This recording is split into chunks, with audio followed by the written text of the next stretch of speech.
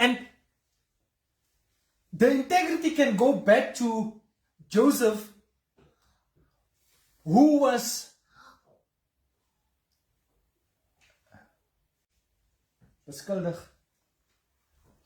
accused, who was accused of sleeping or wanting to sleep with Potiphar's wife.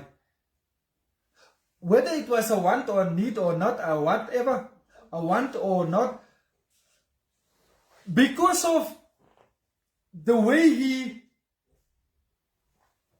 handled himself after that, they realized that this couldn't have been true.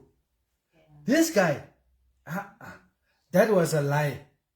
Even when he was in jail, Potiphar brought him still to come and run his things. Can you see how wealth building have to have some sort of integrity and trust?